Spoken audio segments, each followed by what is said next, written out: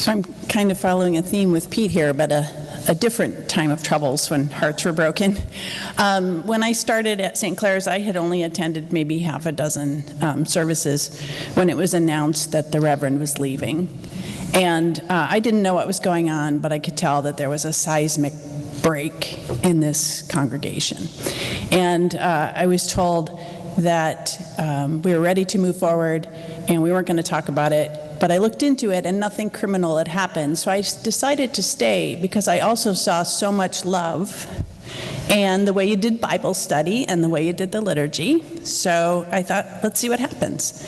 So the first thing that I saw as both a participant, but also as someone who hadn't gone through the pain, I didn't share the pain that all of you had, but we had supply clergy come in. And that was really interesting for me. It gave us room to breathe and kind of process. It also let us leave the Band-Aids on for a little bit longer. One of the things I kept hearing was, don't take the Band-Aid off, whatever you do.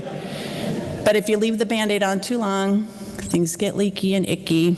I know that from my own personal life, so we had to eventually move forward. And then we were sent the Reverend Mary Jane to help guide us, and that was such a gift. And shortly after she arrived, the pandemic sat on the world, and it forced us to slow down, and it gave us time to really process what was happening. And during the pandemic, we did holy conversations, and they were assigned by the diocese to be aspirational. We were supposed to look ahead to the next 30 years of St. Clare's, preparing to call a new rector. Who did we want? What did we want? But I kept hearing as a facilitator things that looked to the past, that looked to the pain. Half the congregants had left, and people kept saying, we want to get back what was lost. When our numbers are back, we will know we have healed. I also heard anything but. We'll go forward in any way but the way that we were just going forward, because that really hurt. So we weren't ready yet. We weren't ready. We were still healing. One of the things that happens in life, I think it's really normal to set benchmarks for what healing looks like. If you have an accident and you damage your spine, your medical team will say, our goal is to get you to walk again.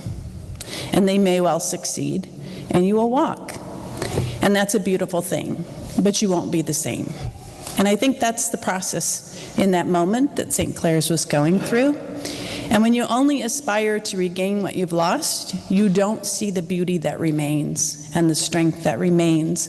And what that was were the families and the members who stayed to do this messy, hard, beautiful work together.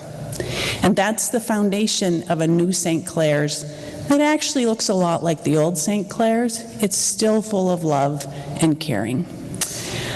So as we prepared to call a new rector, I think then we were in a place to really celebrate who we actually were and what our gifts were and what our strengths were.